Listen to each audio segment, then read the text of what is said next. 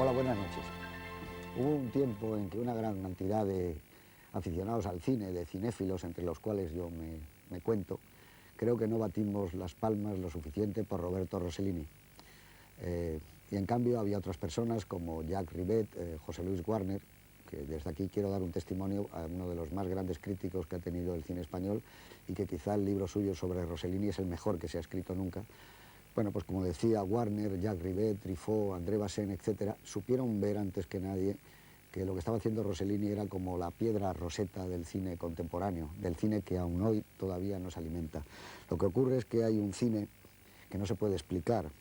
Hay unas películas que son mucho más de lo que parecen, que van muy por delante de su tiempo. Rossellini tuvo un cambio brutal en su carrera. Le llamaron involución, pero se ha visto que no fue así. Cuando pasó el tiempo, yo creo que todos, absolutamente todos los aficionados al cine nos dimos cuenta del enorme testamento que había hecho este hombre, que abdicó casi de ser director de cine por dedicarse a otras cosas mucho más importantes, como acabar haciendo una especie de geografía o de historia universal. Para hablarnos de Stromboli, que es la película que vamos a ver ahora, que tiene dos títulos, Stromboli y Tierra de Dios, y no es una cosa caprichosa el que se llame así. Está con nosotros una de las personas que sí fue rosselliniano de la primera hora, que es Antonio Jiménez Rico. Buenas noches, y que creo que va a poder introducirnos en esta película difícil. Creo que hoy es una noche como la de Ordet, donde nos vamos a encontrar con una película que no es habitual, una película que a veces renuncia a la historia, a lo que está contando, al argumento, porque ya empieza a ser el primer punto de arranque de un cine que empieza a filmar sentimientos y emociones. Creo que Jiménez Rico, que yo lo conozco hace muchos años, siempre apostó por Rossellini, puede decirnos hoy, o por lo menos intentarlo, porque yo sé que es muy difícil hablar de esta película y de Rossellini, en qué consistía el talento y la genialidad de Roberto Rossellini. Bueno, hay que empezar, como tú has citado, con una advertencia previa, muy parecida a la que en su día hicimos con Dreyer y Ordet. Hay que avisar a los espectadores que se trata de una película totalmente distinta al uso habitual de las películas. Porque Rossellini, como Dreyer y pocos más, son autores originales, singulares, que con el cine no buscaban el mero espectáculo, entretenimiento, con ser mucho, sino que buscaban algo más, que era una especie de reflexión personal sobre los seres humanos y tratar de transmitir esa reflexión personal sobre los seres humanos a los espectadores. Stromboli es una película que marca un momento decidido y definitivo en la historia del cine de Rossellini. Rossellini acababa de hacer, unos años antes, 3 obras maestras del neorrealismo italiano, como son Roma Città Aperta, Paisa y Germania No Zero, y con Stromboli pega un giro bastante notable en su itinerario personal. Primero porque Stromboli supone su primer contacto personal y profesional con Ingrid Bergman. Ingrid Bergman, la actriz que ya en Hollywood había hecho tantas películas, había ganado un Oscar, había hecho Encadenados, había hecho Casablanca, había hecho Las campanas de Santa María. De repente un día ve, como todo el mundo espero que sepa, ve Roma Città Aperta, siente una enorme fascinación por Roberto Rossellini, le escribe una carta histórica a Rossellini, se pone a sus órdenes, aunque luego ya dijo que no se lo había dicho tan en serio, pero evidentemente Rossellini la invita, abandona familia, abandona Hollywood, abandona todo, se traslada a Roma a trabajar con un señor que había hecho unas películas que a ella le habían emocionado, pero que evidentemente no entraban dentro del engranaje industrial, se pone a sus órdenes y hace como primer contacto Stromboli. Stromboli marca definitivamente el cine de Rossellini porque aparte de ser la primera película que hace con Ingrid Bergman, que luego hizo muchas más, supone también un cambio bastante notable en su forma de aprender la realidad. Hasta entonces a Rossellini parecía que le interesaba más lo colectivo. Él hacía unas películas más bien sobre los hombres en general y yo diría que a través o a partir de Stromboli empieza a interesarse por una peripecia individual, por una peripecia moral, por una peripecia ética de un personaje.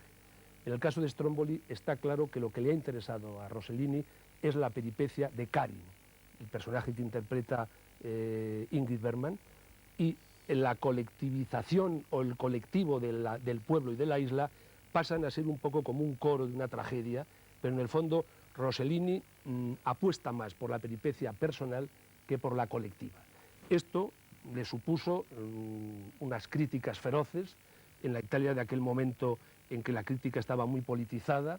Fue acusado de moralista, de insolidario, de escapista, y también incluso fue acusado de cristiano, porque en aquel momento, si uno no estaba realmente militando en unas siglas de un partido definido, como era en aquel momento el Partido Comunista, automáticamente tenías que estar militando en otras siglas, que era la democracia cristiana. Yo, que conocí últimamente, en los últimos años de su vida, a Rossellini, yo creo que está claro que él era un personaje que no tenía ningún compromiso con ningún partido. Él tenía, por supuesto, su sentido de la ética, su ideología, su pensamiento, pero yo creo que él nunca llegó a militar, como fue acusado, ni en el Partido Comunista, por supuesto, ni tampoco en la democracia cristiana, como fue acusado. Luego el tiempo pasó y la crítica está un poco cegata y un poco partidista y un poco sectaria, reconoció sus errores y entonces empezaron todas las alabanzas a reconocer a Rossellini como el gran maestro del cine italiano. Yo diría, y ya termino porque si no me enrollo mucho y hay que pasar a ver Stromboli, que a Rossellini lo que le caracteriza, aparte del estilo este de buscar la peripecia o el itinerario personal de un ser humano, por el que se preocupa enormemente, sobre todo a partir de Stromboli, le caracteriza un estilo casi documental para acercarse a esa realidad. Él piensa que la verdadera expresión de una realidad está en su mera apariencia, que no hay que dramatizarla ni transformarla, sino simplemente captarla. A mí me da la sensación que Rossellini tenía una sensibilidad enorme para descubrir la dimensión más íntima de los hechos solo con mirarlos, solo con acercarse de una forma casi documental. Yo creo que a Rossellini, no hay más que ver sus películas, más que los planos, lo que le interesaban eran los hechos que retrataba. Él daba mucha más importancia a la realidad que trataba de retratar que a la forma de retratarlo. Los planos de Rossellini tienen mucho menos interés que lo que esos planos recogen de la realidad. A mí me parece que es indiscutible que Rossellini es uno de los grandes maestros de la historia del cine, pero, por supuesto, refiriéndonos a Italia concretamente, si hay que hablar de los tres grandes maestros del cine italiano de todos los tiempos, que son Fellini, Visconti y Rossellini, yo me atrevería a decir que si Fellini realmente recrea las cosas, Visconti intenta interpretar las cosas, Rossellini se limita a mirar las cosas. A mí me parece que este momento de que Rossellini no quiere interpretar, ni recrear, ni fantasear, sino que simplemente mira las cosas, es la quintesencia de su estilo, porque creo que lo dijo él, en el fondo, las cosas que se miran, o las cosas, me parece que la frase exacta es que decía que las cosas llegan a tener un sentido si hay alguien que las sabe mirar, y que las cosas, si no las mira alguien, carecen de sentido. Y yo creo que en ese sentido Roberto Rossellini era un hombre que aprendía realmente lo más íntimo de ciertos hechos solo a través de su mirada, y ese era su gran secreto. Muy bien, yo creo que además es cierto que la labor documental de Rossellini, que le ha acompañado toda su vida, está muy claro lo que has dicho, y espero que quede claro también cuando nosotros hablemos después de Stromboli. Está también con nosotros Eduardo Torres Dulce. Buenas noches, Eduardo. Buenas noches, José Luis. ¿Qué te parece Stromboli? Stromboli, además de suscribir íntegramente todo lo que ha explicado y muy bien Antonio Jiménez Rico, me parece que es, como tú has señalado en la presentación, en la prepresentación de la película, el comienzo de todo el cine europeo moderno, por decirlo de alguna forma. En Stromboli está gran parte de la Nouvelle Vague, pero está también Renoir, por decirlo de alguna forma, ¿no? Y está todo el denominado joven cine italiano, porque está, por supuesto, Bertolucci, está Marco Bellocchio y algunos otros de los jóvenes cineastas que empezaron a dirigir películas en los años 60, fuertemente influidos por la personalidad y las películas de Rossellini. Y está incluso la superación del viejo enfrentamiento entre cine y televisión, porque no se sabe bien qué es la toma de poder por Luis XIV, qué son los Hechos de los Apóstoles, la serie de televisiones sobre Sócrates o sobre los Medici que rodó con carácter casi de geografía e historia, como has dicho tú, Roberto Rossellini. Yo creo que Roberto Rossellini es el cine, y habría que citar una línea de diálogo de Prima de la Rivoluzione, una película muy rosselliniana vista desde el punto de vista marxista,